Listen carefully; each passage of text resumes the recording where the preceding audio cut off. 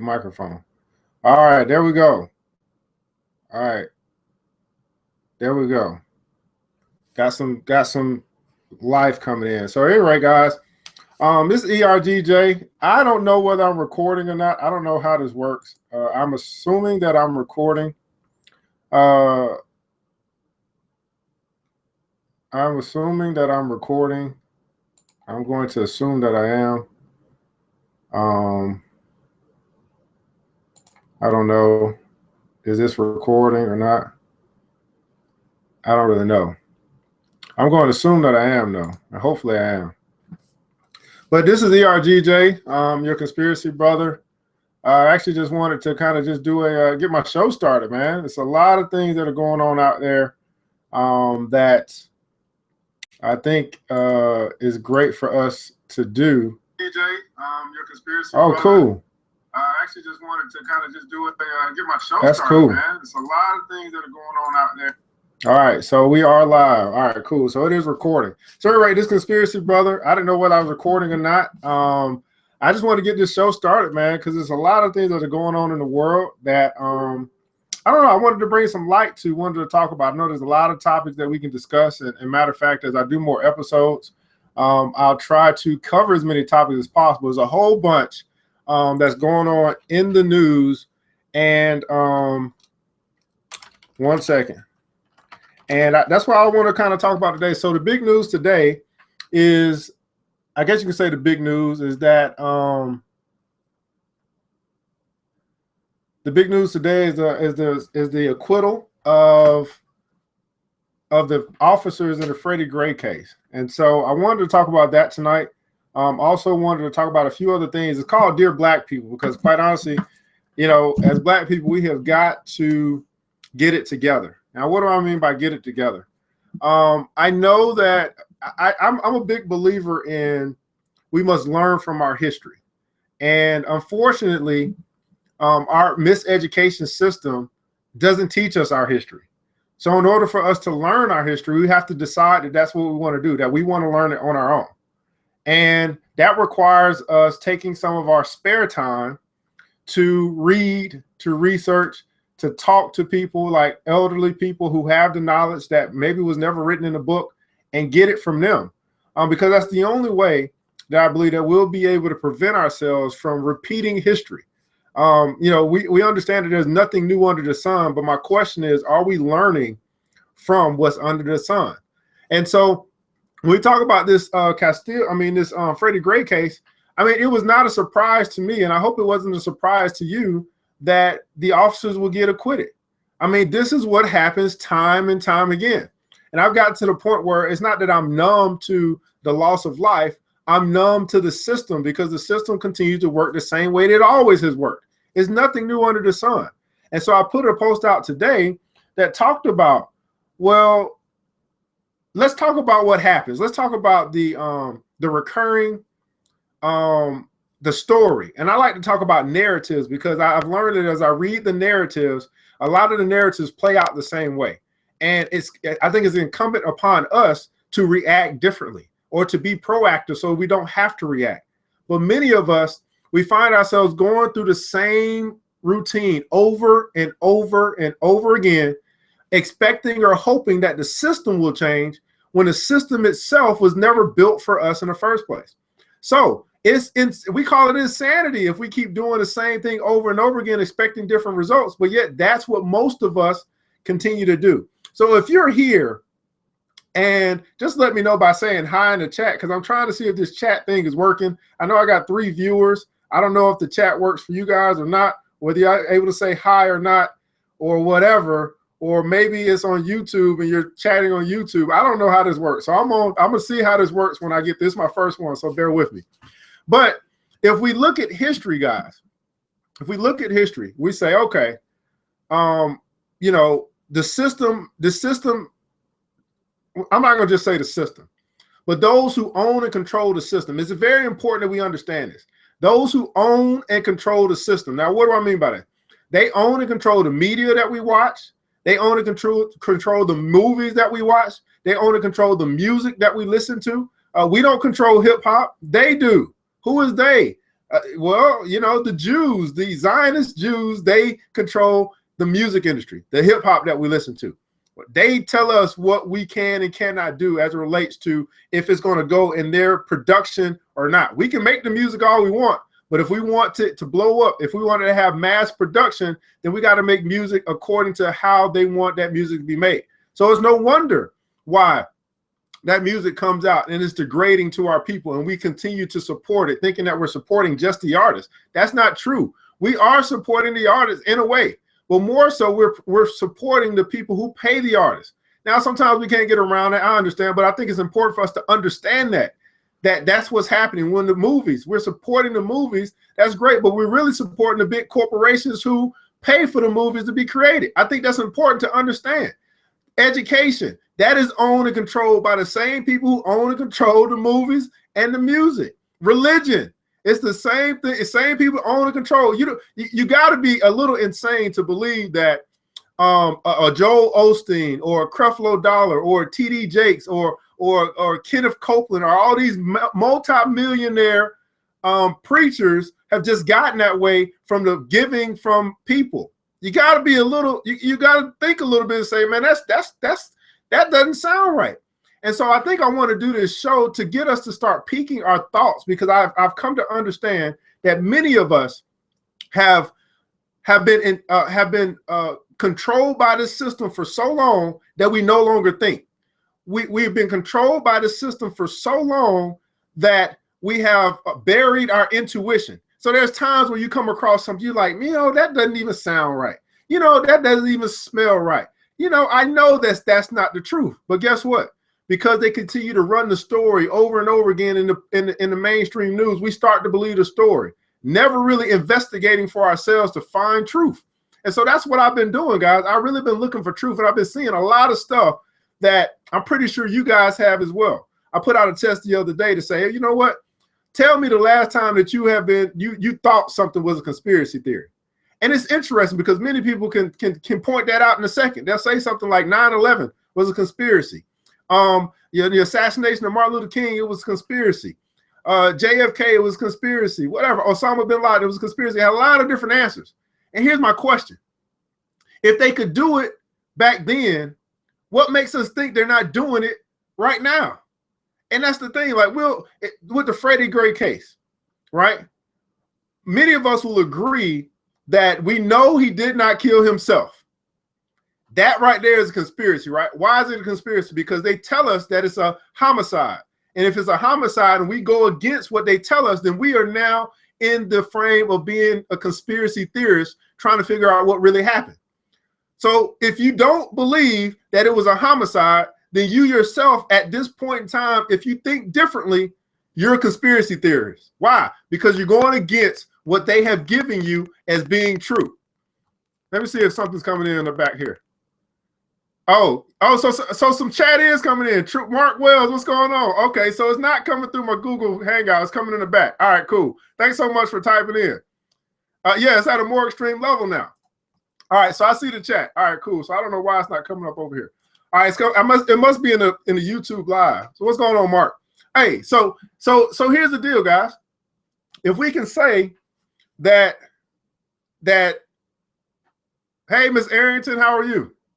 Okay, you found it. Oh, cool. All right, so if we can agree, or if, you don't even have to agree. It's not about agreeing. I want you guys to understand this. It's not about agreeing. I don't look for people to agree with me. I look for people that'll think.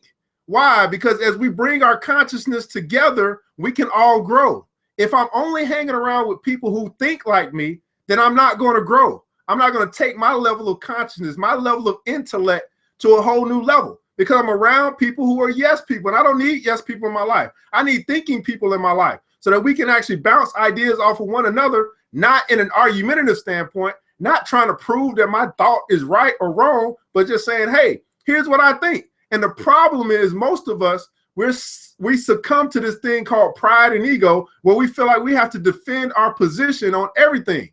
So we can never make any progress together because we busy fighting and bickering one another against what we think. And guess what, guys? If you look over at history, if you just look at a math equation, let's just say you wanted to get to 4. You might say the best way to get to 4 is 2 plus 2. I might say the best way to get to 4 is 3 plus 1. Guess what? We still get to 4. That's all that matters. And so if I think about history and I say, you know what? People said that Martin Luther King, right, that he operated in the wrong manner. Instead of doing it like King, we need to do it like Malcolm X. Instead of doing it like Malcolm X, we need to do it like Martin Luther King. Guess what, guys? We needed them both at that time. We needed them both. You can't separate the other and say which way worked better. We needed them both. We needed both of those mentalities during that time and during that era. But now we sit around and we say that one person's wrong, one person's right, and we never make any progress. So getting back to what I was saying about Freddie Gray, it pisses me off. It bothers me. The system no longer really bothers me. Like, because I understand. I knew he was going to get off. And we've seen in history, Sandra Bland, Trayvon Martin, Eric Gardner. Just keep on the list. You guys, it's Tamir Rice, the whole list. And we got upcoming. We're going to have Philando Castile and Alton Sterling. They're going to get off.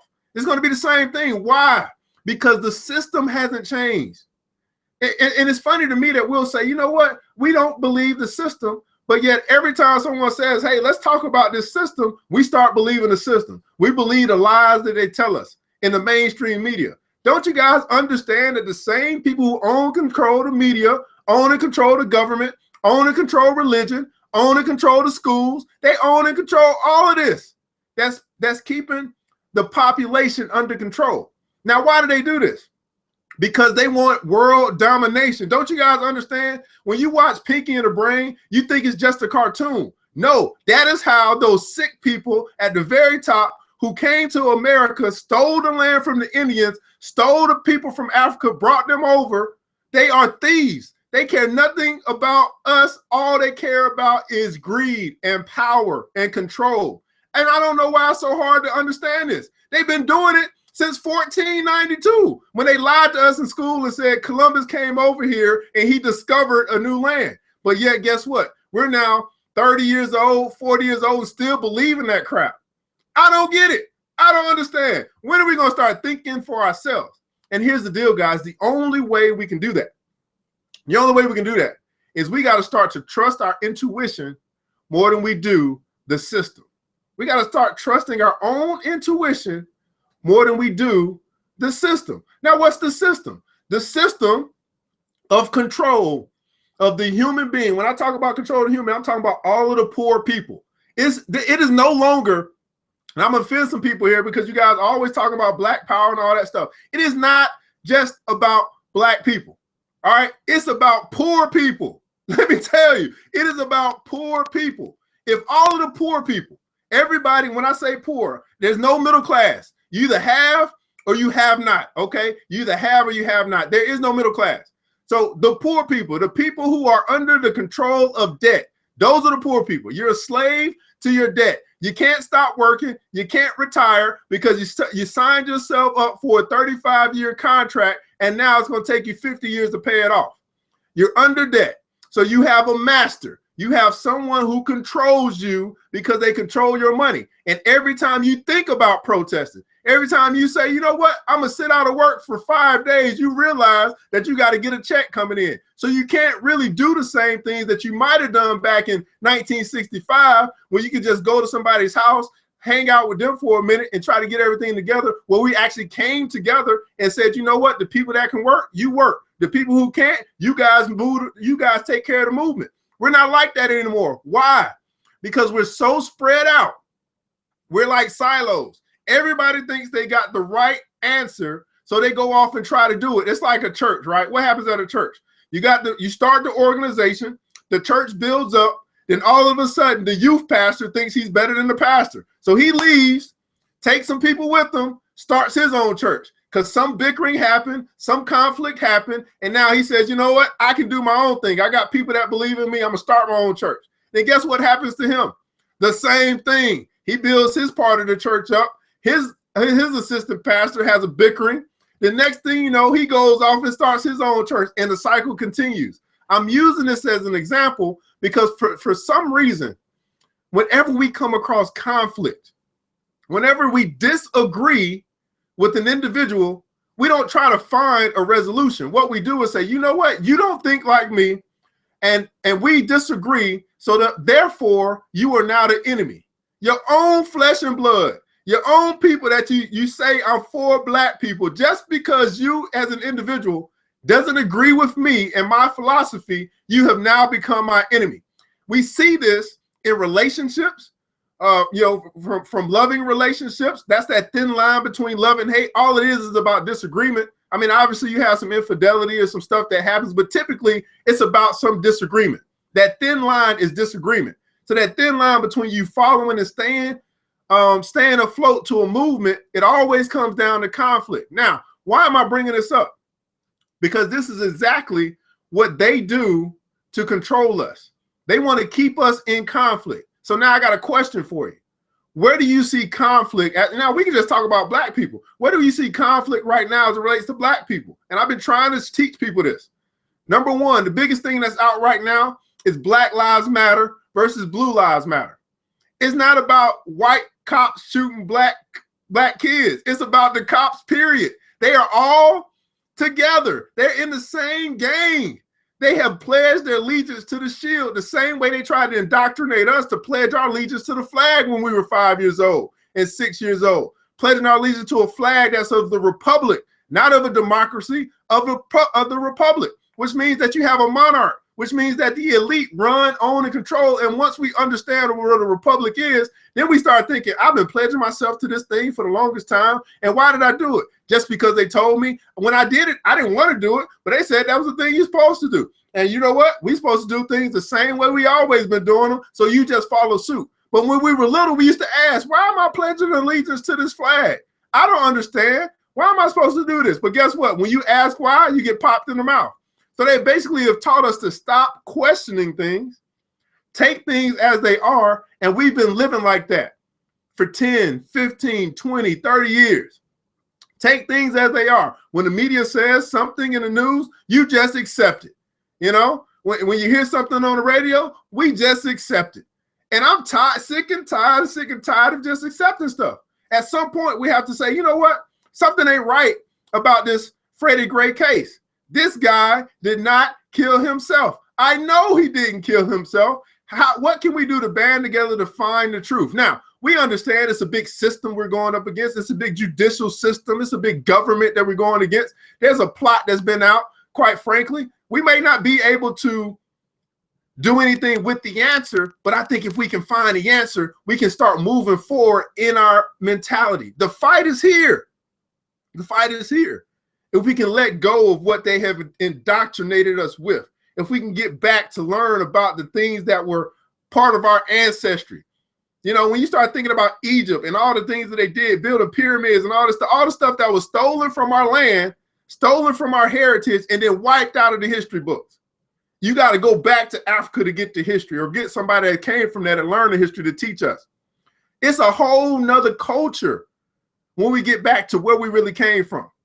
And I'm just saying that, guys, we got to seek the knowledge. It's not just going to fall in our lap. It's not like they're going to be like, you know what? We lied to you for 400 years. We're finally going to tell you the truth. That's not what's going to happen.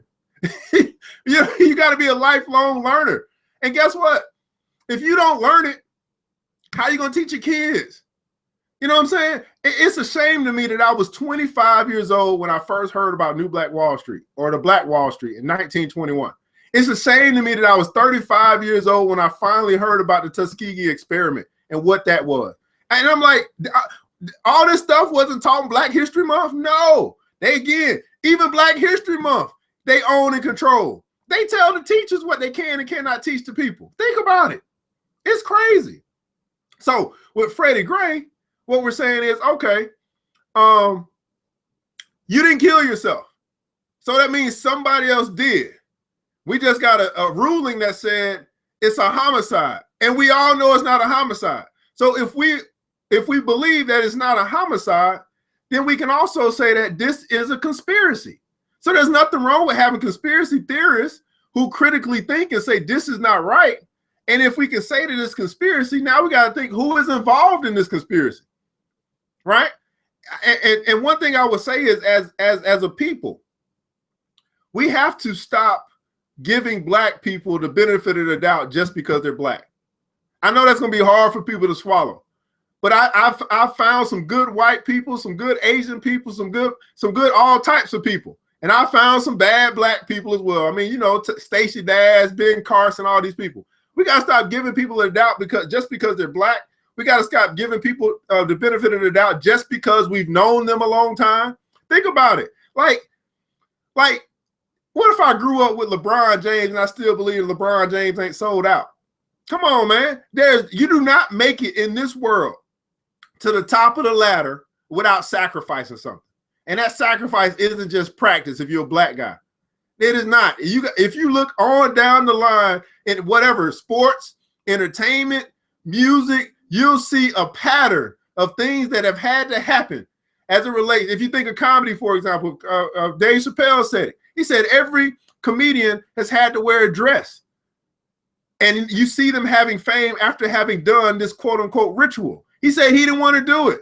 He said he didn't want to do it. And guess what happened? He disappeared and went to Africa for 3, 4, 5 years.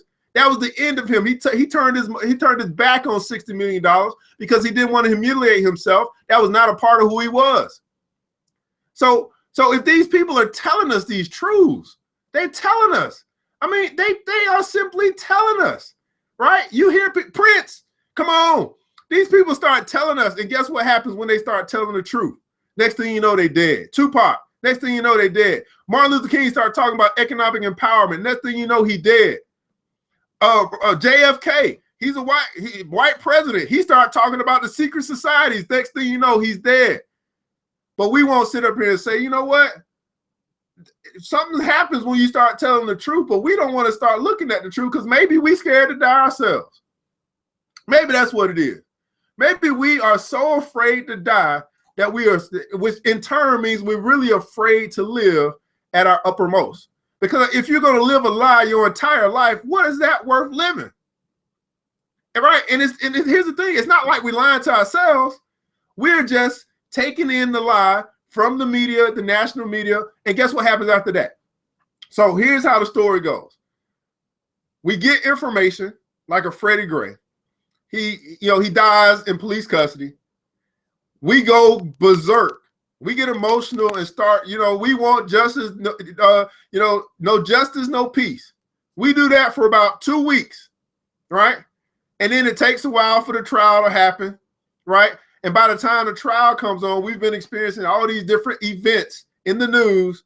So by the time that the trial comes, we're like, man, what's going to happen? We already know what's going to happen, but we just hoping that this one time we'll get some justice. This one time, the cops who are part of the system are going to actually go down with the system. I mean, do you really believe that these cops act on their own? Do you really believe that they don't have orders to go out and accomplish whatever it is they're looking to accomplish? Do you really believe that the people who are the poor people of this world are not, that they're valuable? As a matter of fact, as black people, we were written into the Constitution as 3/5 of a man. Do you really believe that they value our life? I mean, come on. Let's just keep it real.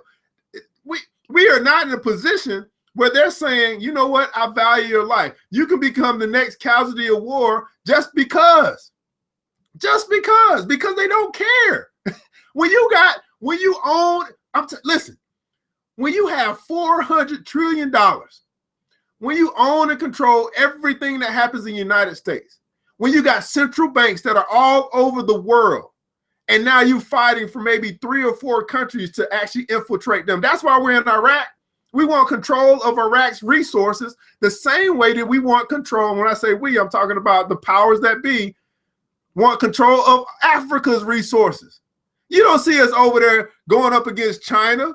You don't see us in New Mexico or Brazil fighting or anything like that. Why is it that every time there's a war, it's in the Middle East? Why? Because we don't have control there. Don't you get it? It's about control. So what are we going to do today, Prinky? The same thing we do every day. Try and take over the world. And you guys think it's just a commercial. Here's what I learned. I mean, it's just a cartoon. Here's what I learned. That there are lies in the news and there's truth in entertainment. And that takes a while to decipher because you watch some stuff and you're like, man, And then later on, you see it happen. I mean, 9/11, that was something that was shown in Back to the Future. You watch that movie, you're going to see them depicting or giving subliminal messages about 9/11 coming down. 9/11 was also, the depiction came out in a wrestling match back in 1989. They did something against the mega powers, against the Twin Towers. That was a wrestling match. And then they had a promo where they talked about bringing the Twin Towers down. And we think it's just, I mean, you know, it's fun to watch. It's entertaining. But this is where they put their stories. And so what I've been trying to help people understand is if we can begin to pay attention to their narrative that they're writing, not to pay attention to be, you know, to have emotions about it, not to pay attention to have, to respond to it, because you got to ask yourself, if they write in a narrative and they say, you know what, Freddie Gray went down, we're going to have, let's just play conspiracy for a minute. We're going to take down a black guy, right? And what's going to happen? We know what's going to happen. We're going to have the black community come together for a brief time to go up against the white powers that be that they can't destroy. And if we do that enough, they'll stay so focused on this area of conflict, right, that they won't be able to think straight about other things that are happening. What are other things that are happening while we're in conflict? Bills are getting passed. You know what I'm saying? Resources are being stolen. You know what I'm saying? Like, these are the things that are happening. And because we're so busy in conflict, we don't pay attention to economics. We don't pay attention to the political structure. We don't know what's going on. We won't even go vote. We won't even go read what bills are happening in our own local city because we're so focused on national news that's driving us by our emotions to want to go do something. And all I'm saying is, yes, let's do something. But what I'm really saying is, let's do something that they don't expect. So you got to ask yourself, what is it that they expect for me to do based off this information? Do they expect me to go protest? Do they expect me to riot? What is it that they expect me to do? Because guess what? They write the narrative. They are in control of the story. And the only way that we can break free from the matrix is not do what they expect us to do. That's not just for black people. That's for anybody that is oppressed. You cannot beat your oppressor by doing what they expect for you to do. It's like Art of War. They already know our playbook, and yet we still keep running the same plays. Does that make any sense? Doesn't make any sense. So if we can say that the Freddie Gray thing was a conspiracy, then we can start looking at who is a part of the conspiracy. That's where you got to become a Sherlock Holmes. That's where you got to become a detective. That's where you got to become a Johnny Cochran and start looking at stuff, reading stuff. Here's the thing. The funny thing is, guys, is that this story that they tell, this real life Hollywood, this movie that's being unfolding each and every day before our eyes, they tell us in plain sight exactly what we need to see. But most of the time, we won't take the time to read the whole article. We'll just watch the video and be like, oh man, somebody passed away. A lot of those times, somebody hadn't even died. There's a lot of fake things that have happened, but we believe them to be true because because they tell us it's live TV. But we don't believe reality TV. I don't know how long it took for us to realize that was scripted. It took me a while to understand that WWE or wrestling was scripted. Sometimes even in movies you look at, you're like, that look real, but you know that it's fake. But yet when they put live TV, we still believe our oppressor will tell us the truth, regardless of how many times in the past they have lied to us. Again, do y'all believe that? Y'all don't believe that the CIA or alphabets or whatever had anything to do with Tupac's death? Well, if you can believe that, why you can't think that they had something to do with Freddie Gray's death? Do you believe that they had something to do with Martin Luther King or Malcolm X's death? Well, if you can believe that 30 years ago, why you can't believe that they have something to do with Eric Garner's death? If you can believe that they bombed Tulsa, Oklahoma in 1921, and they had something to do with that, then can't you believe that they had something to do with bombing of suspect in Dallas? For some reason, we know that they've done it in the past, but we won't believe that they'll still do it to us. Isn't that crazy? Like, oh, you know what? The government has turned over a new leaf, guys. That's what it is. You know, they still own and control everything, but they've turned over a new leaf and they're being kind to black people. Now, we got a president that's in office, a black president, a black Democratic president that's in office. And for 8 years, he's been saying the same thing. The criminal justice system is flawed. We need reform of the criminal justice system. So ask yourself, has he done anything in 8 years to fix the criminal justice system? Matter of fact, didn't Freddie Gray get assassinated or get killed or get whatever you want to call it, murdered while under President Obama's rule? Did President Obama pass any laws to make sure that justice is served in the court of law? But yet we're sitting here talking about Trump and Hillary as if either one of them are going to do anything about the criminal justice system that continues to plague the poor people. It's not just about black people. It's anybody that doesn't have money. Because guess what? If you got money, you're above the law. Think about this. If you or I, either one of us, were to talk like Donald Trump is talking now, hey, Russia, I want you to hack those emails again. That's like treason. We'd be in jail. But guess what? Donald Trump's a multimillionaire. He can say whatever the hell he wants. What if you and I were like Hillary Clinton and we leaked some confidential email, even if it wasn't on a national level? Let's just say it was at your job. You know, some of the emails got leaked from your job, which had some insider information that went out to the public. Do you think you'll still have a job? Probably not. But guess what? They got money and they're part of the system. So they're allowed to do whatever they want. So when I hear people say that nobody's above the law, that's stupid. That's insane. That means that you're crazy. That means that you believe the system that you're under. No, that's not true. There are people that are above the law. O.J. Simpson was above the law for quite a long time. We know he was a crook forever. George Zimmerman is still out. We know that he's been a crook. How many times has he been in trouble? I think he just now got locked up. But it took a while for them to do something with George Zimmerman, a guy that is going around killing people and carrying guns and doing stupid stuff. But let that be you or I. Let that be you or I who is on the low end of the totem pole, who to them has no value. See, the people that have value in this world, and I'm not saying that you don't have value. I'm talking about in this world, under this sun, not as it relates to God. I'm talking about the people who own and control this.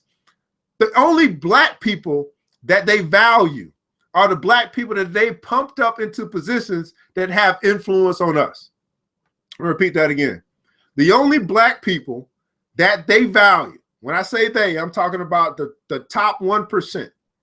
The only black people that they value are the black people that they propped up to positions that have influence on us. Let me say something about Michelle Obama. I'll get vilified. Let me say something about Oprah Winfrey. I'll get vilified. Let me say something about Denzel Washington. I'll get vilified. Let me say, you know what I'm saying? So let me say something about any of these prominent black people that they propped up with money, power, and fame that has influence on us, who we think are our role models, right? We want to look at the person that's next to us that's actually on the streets with us trying to push for change and look at that person as a role model. We look at someone who has money, not understanding that the way that they got their money was they had to sacrifice something. I don't know what they had to sacrifice. Many of them, we do know what they had to sacrifice, but they had to sacrifice something. You don't understand that P. Diddy had to sacrifice a lot. Look how many people he trampled over to get to where he was. Look how many people died just by being in connection with that guy. And you don't think that's evil. And you think, oh, just because he up there dancing on the screen that he's somebody to look up to. We have got to change who we idolize, because these are people that are not gods, but we think that they are because they got money, because they got power. They are not gods. Don't you understand that? These people don't care about you. Listen, Michael Jordan just gave $2 million, right? And here's what I was thinking about. You guys, I'm gonna end on this, because here's the thing I was thinking about.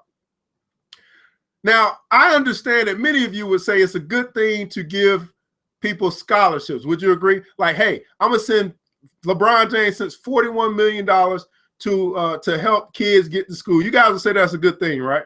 You guys would be like, yeah, that's great. That's fantastic. That's awesome. Way to go, LeBron, right? Yes, you're doing something good with your money. Now, we understand that if he donated the money, that means he can write that money off. That's understanding economics. He can write that money off. So it really didn't cost him $41 million, but thank God he gave something out of his foundation to help some people go to school.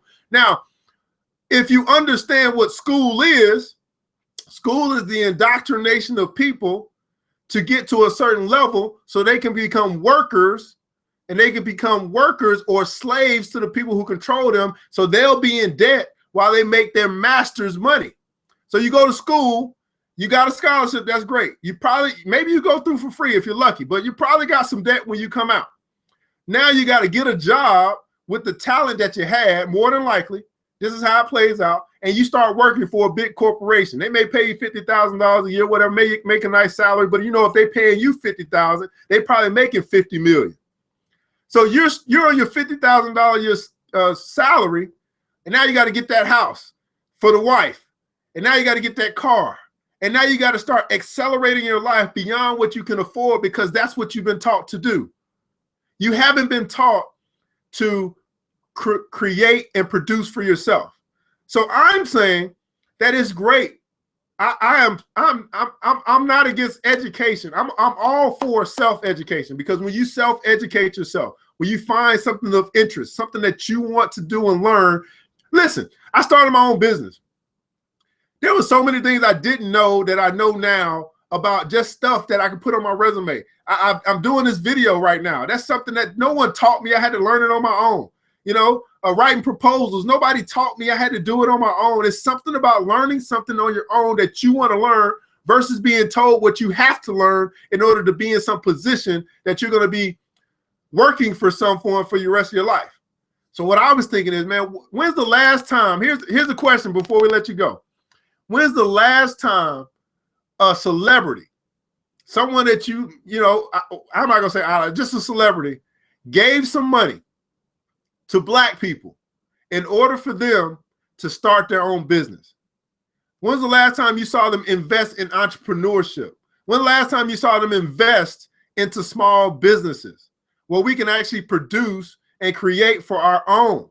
We literally have enough money in these upper echelon Black people, but we could actually start our own schools. We can start our own car companies. We can do all that stuff. They got to know, man, Michael Jordan got $1 billion by himself, and he's a billionaire. He doesn't have $1 billion. He's a billionaire.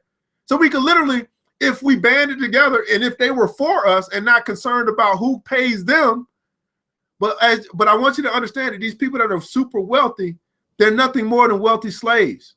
They're not free. A broke person who has no debts is freer than the wealthy person who owes the world. Repeat that again. A poor person who has no debts is freer than the wealthy person who owes the world. And so we think it's the illusion of wealth that we see. It's the illusion because they're able to do what they want to do and able to travel they want to travel and all of this stuff. But at the end of the day, they don't control their very own money. Do you really think that Oprah Winfrey, this is going to give me some trouble. Do you really think that she really owns her own network? Is that what you really think? You really think that the Rothschilds and the Rockefellers who want total domination of this world has just allowed Oprah Winfrey to have her own network without some type of string attached to it? And you see what happened when we had our other prominent Black guy go after a network, Bill Cosby, when he was going after NBC. They shut that down real quick. So let's compare that. You say, well, Bill Cosby, you went after something, and they shut you down and brought all this scandal against you, and just totally took out your name. Michael Jackson, you went after your music rights and the Beatles catalog and all that stuff, and next thing you know, you were a pedophile and you were dead. But Oprah Winfrey, you just did it all by yourself with hard work. Do y'all really believe that? I mean, come on. But what I'm saying is, how many of us have seen them rise to power and give back in such a way where they can empower other people? And I'm not saying that education is bad, But if we understand the educational system, it's not meant to empower you. It's meant to indoctrinate you. It's meant to indoctrinate your mind. You don't get critical thinking, by going to school. All I learned in school was how to repeat and regurgitate. I got straight A's just by having a photographic memory. I didn't learn how to think. Did you learn how to think when you were in school? Think about it. Did you learn how to think while you were in school? But yet you get out here and start to build your own thing. That's why I got respect for like barbers and mechanics and things like that, man. They go out here every day and bust their butt and learn something along the way and try to build something up from there. But we haven't been pushed to have that type of dynamic in our life so that we can actually build or produce for ourselves. It's in our genes. It's in our genes to be kings and queens. It's in our genes to build a Black Wall Street. It's in our history. But they have done a great job of wiping history away from the Black community, that we don't know our own history. Therefore, we're doomed to repeat it, and we continue to cycle year in and year out. So how many times does someone have to die for us to respond and protest? How many times does someone have to pass away or get acquitted for us to respond in riots? How many times does it have to happen before we decide to say, you know what, let's do something different this time? And I would say to us that it's got to be more than just us. I had this fabulous idea the other day. I said, you know what? We as Black people don't know what to do. So maybe we need some help. And when I say help, I'm talking about having conversations. Why don't we have a conversation with that Indian guy that runs the store in our neighborhood and find out what happened? He might just be open enough to talk to you and tell you. Why don't you have a conversation with the person that's at the dry cleaners and say, you know what? I see you've been doing well. How did you build this up? You ever asked any of them how did they get to where they are, other than just assuming based off some talking heads that this is how they got their wealth and how they built this stuff up? You ever talk to the matter of fact, you ladies, the people at the Chinese ladies at the nail shop, they don't mind telling y'all anything. Y'all just social butterflies. But do you ever ask them, how did you build this? Here's what I learned about wealthy people. Now I'm not going to tell you wealthy. People who are out doing it for themselves. They have no problem telling people their story. The only problem is people never ask. They just assume because they are a certain ethnic group that they got a hand up. They never ask them what they had to go through in order to get to where they are. And I believe that if we start asking questions to other ethnic groups, other oppressed ethnic groups, I'm not talking about the elite. They're not going to tell you nothing. You're never going to have a conversation with them anyway. I'm just talking about people in your local area who you see are making strides in life. Have you ever taken the time to ask them, man, how did you do it? How did you get here? What did it take? What sacrifices did you make? I'm pretty sure that they'll be open to tell you. I'm pretty sure that I've seen it for myself. You said the new Rich Crystal, hey, what's going on? So I just wanted, this is my first show. I hope it's coming out well. We started the movement of the black money movement to the black banks. That happened about 2 weeks ago. And so I decided that I was going to do a new class to teach people how to actually invest in the black banks. Now, here's the reason why I'm doing it. Because I think it's important that if you are going to talk to other people about investing somewhere, in other words, that's free advertising for the black bank, that you should have a share or part ownership in that bank. It'll feel so much better when you see other people coming to the place that you already own, that you'll feel that much better telling other people about it. We do so much free advertising for companies and for movies and for music, and we don't get any piece of that pie. So why not learn how to profit off your very own advertising that you're doing for free? Not only that, but as we build these banks up, we now start to have these relationships with them as well. We become on their boards. We become people that are a part of we become a shareholder, so they have to reveal information to us and make decisions through us instead of without us. You become a voice by becoming a shareholder. So that's why I'm actually doing the class that we got coming up next Saturday. And of course, if you're following me on Facebook, you probably already know, make sure you get timed up, because here's the deal. A lot of people will say they're interested in something like this, but as soon as you put it out, only a few people will join. And that's going to be on them, because we all make time for what's important to us. But I do know this, If I was telling y'all we're going to go to a Beyonce concert and you got to spend $100, you would do it. If I said we're going to go to the football game, we're going to spend $60 and we're going to get some beer and some fruit and spend $20 at the concessions, you would do it. If I said we're going to go to the movie theater and watch the hottest movie that's out and spend $30 at concessions, you would do it. But if I told you I was going to show you how you can empower yourself to be wealthy in the future, to set yourself up and your family, most people just won't do it. And I often wonder why. Why are we so scared to talk about money? Why are we so scared to talk about politics? And why are we so scared to listen to our very own intuition versus listening to the system that's been lying to us our whole life? It's going to take a mind shift. And hopefully as I do more of these, it'll help you guys to open up your mind to possibility. Yes, Freddie Gray, his death is a travesty. Yes, it makes no sense that someone had to die for the sick, twisted minds of a few people. But we cannot continue to respond the same way that we responding. They know our playbook. We got to change up the plays. We got to do some flea flickers and some reverses if we want to start to make some headway. And some of that headway, I believe, is talking to other ethnic groups who have overcome. There's a lot of overcoming that's happened in history. It's not just about Black history at this point. I'm all for Black people. But I understand that this war is the rich against the poor. And guess what, guys? We outnumber them. They just outsmart us. Let me repeat that again. We outnumber them. They just outsmart us.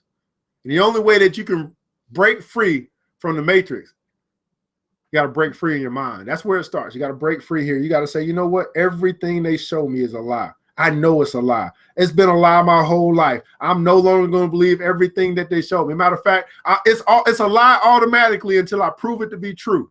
If you change that one little idea, say, you know what? It's a lie, and I'm not going to believe it until I prove it to be true, you'll start to see yourself breaking away from the matrix. You start to see yourself seeing things like you never saw it before. You'll start to see yourself having revelation. You'll start to see yourself getting enlightened. You'll start to see yourself having great discernment because you understand that the enemy that is under no obligation. He is under no obligation to tell you, the peon, the worker bee, the truth. He's under no obligation to do that. The laws that we have in our land, they were not written for you. They were written to control you. Repeat that again. The laws of our land, they were not written for you. They were written to control you.